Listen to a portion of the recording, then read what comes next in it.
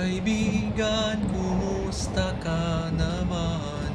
Ilang buwan nang nagdaan, sabik ng makamayan kita at makakwentuhan pa ang makasama kayo sa biyahe. Kahit na abutin tayo ng hating gabi,